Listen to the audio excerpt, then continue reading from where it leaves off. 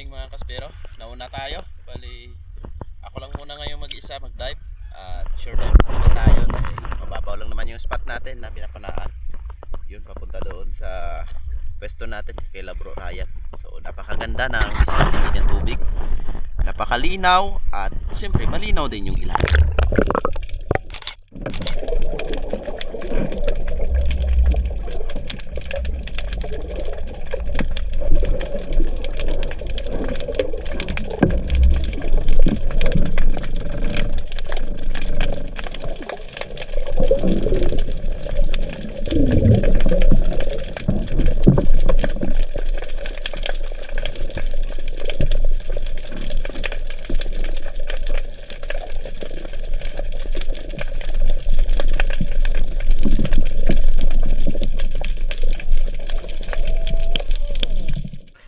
Dahil naka-warm up na tayo mga kaspero, diretso na tayo dito sa malalim na part. Dito tayo sa 21 meters. Hanggang dito lang naman yung pag-ambush natin. Minsan umabot ako ng 22. Dahil napakaganda ng visibility ng tubig, kaya bumaba ako dito at nag-ambush mga kaspero. Meron sumalubong sa atin na grupo ng batfish or bayang. Malalaki na, ngunit hindi yan yung target natin. Dahil yung target natin ngayong araw, yung mga pelagic. Kaya hintay tayo ng kaunti, baka may lalapit. Ginagawa ko sandusting and konting ug-ug lang mga kaspero. Dahil pag nag-sandusting tayo, malaking chance na makakita tayo ng mga giant trevally. Katulad nito, meron 2 pirasong giant trevally na lumapit sa atin. Kaya kung sino yung mauna, yun na yung titirahin ko para meron na agad tayong binabano sa araw na ito. Kaya nung tinira ko, hintay ko na lumapit at yun, nung nagbalagbag, tinira ko na mga kaspero. Sample naman siya. At napakaganda ng patagos sa isdang ito. Kaya ayos, meron na tayong binamano.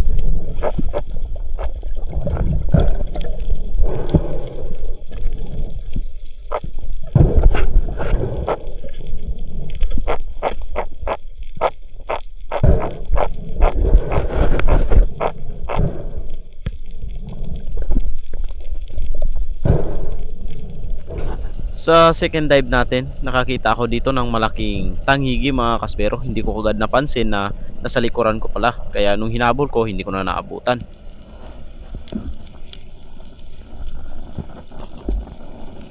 Dahil sa malakas yung agos mga kaspero, napadpad tayo dito. At yung spot na ito, dito ako nakakapana ng mga dugtutuna at saka yung green job fish.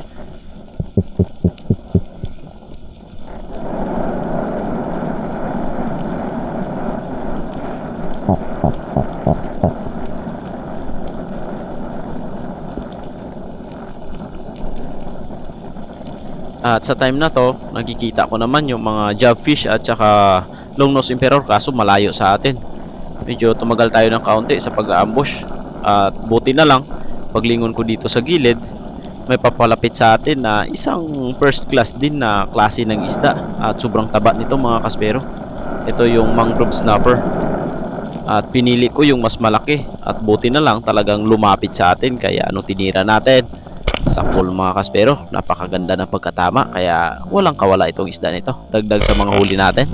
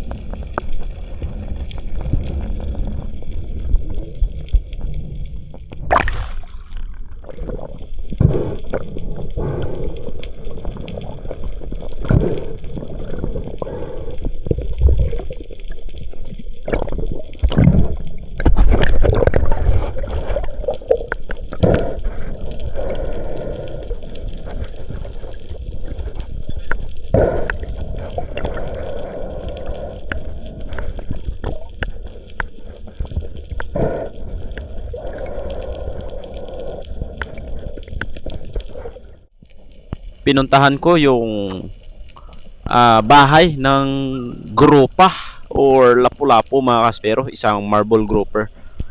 Dahil dito ko lagi nakikita yung marble grouper. Meron kasama ito, malaki at saka maliit.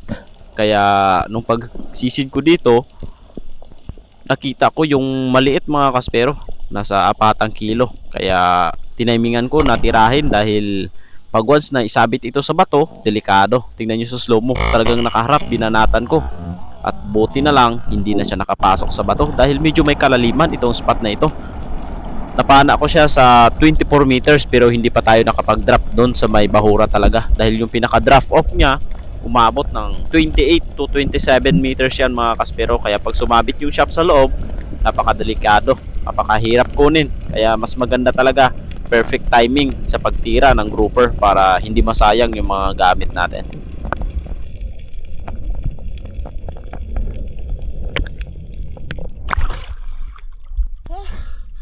Huli ka boy.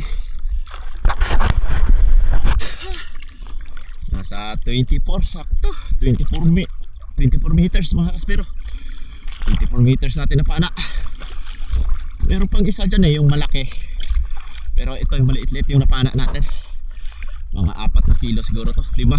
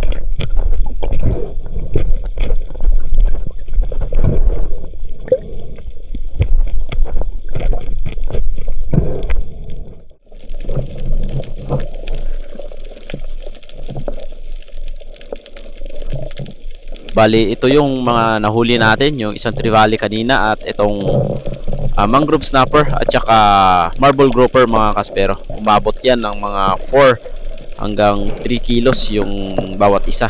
Kaya ayos. So bali, sa umagang dive, yan yung mga huli ko. At umuwi ako para kumain at mag-relax. So mamayang 3 PM, babalik ulit tayo mga kaspero para sumisid.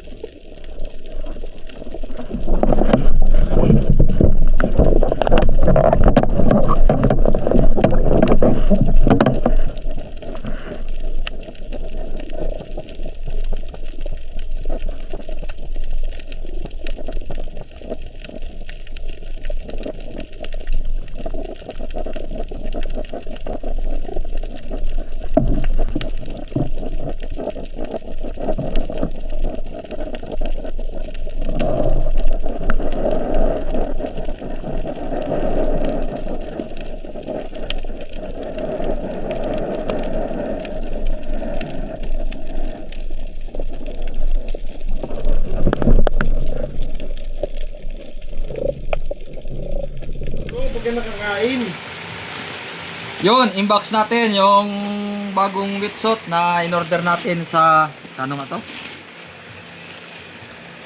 Yun o.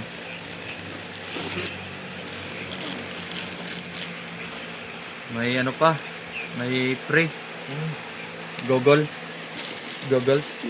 Wow, ganda! Ay, Yan, ganyan din yung binibiling ko eh. Wow, oh. Wow. Oo. Small. Oh. Yung hinahanap nyo na wetsuit na hindi kayo malalamigan, ito na oh. Ito na. Ganda. Ano? Mm. Oh, may ano pa dito sa harap. May ano pa dito sa likod. Pag mupo kayo, di magasgasan. Tingnan natin yung pangbaba. Yun o. Ganda o. Oh, meron din o. Saka sa harap. Ganda. Kapal. Ano hintay nyo? Mag-order na kayo. At ito na mga kaspero. Back to dive ulit tayo. Same spot kung saan tayo nakapana kanina ng mangrove snapper at saka marble grouper. So bumaba ako dito gawa ng medyo may agos. At mababaw lang yung binabaan natin dahil warm up dive lang ito. Nasa 12 meters lang. At nung napansin ko na ayan, hindi mapakali yung mga bait.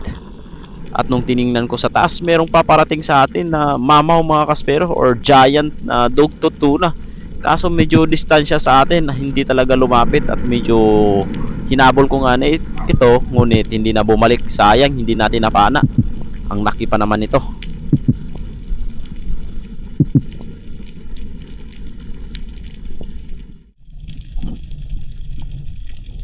Buti na lang, medyo malinaw yung tubig kaya habang nagpapahinga ako sa taas, nakita ko na dumaan yung isang tangigi or king mackerel mga kaspero, kaya hinabol ko na ito at inaming para sure ball na makuha talaga. At buti na lang yung pinana natin sa pool mga kaspero, tagusan, kaya ayos, meron na tayong huli ngayong hapon mga kaspero.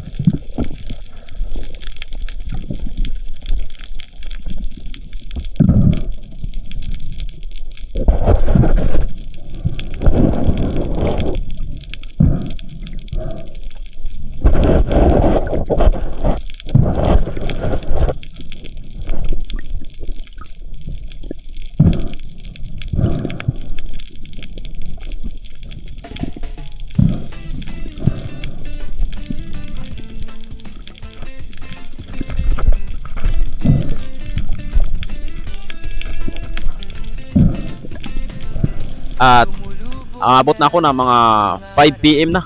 At hindi ko inaasahan na ganito yung magpapakita sa akin mga kaspero.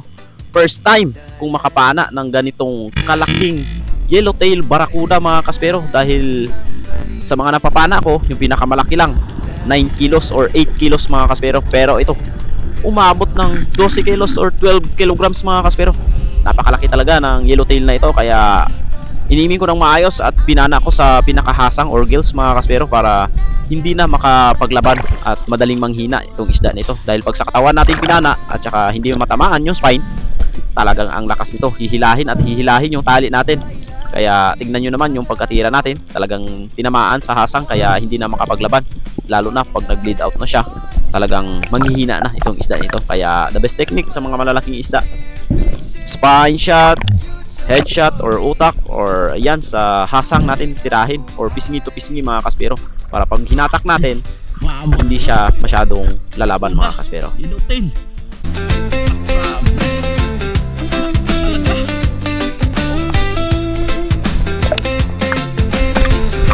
Natutong sumisid mag-isa, walang airtime, panata, panalang lakas ng loob, laban sa agos, laban sa gutom. Mahaba pa yata sa akin to mga kaspero. Hindi uso ang shortcut, bawat isda may kwento, bawat huli may respeto para sa kalikasan. Panalo Gabi ramal sa ilalim ng alon, one breath, one dive, one shot.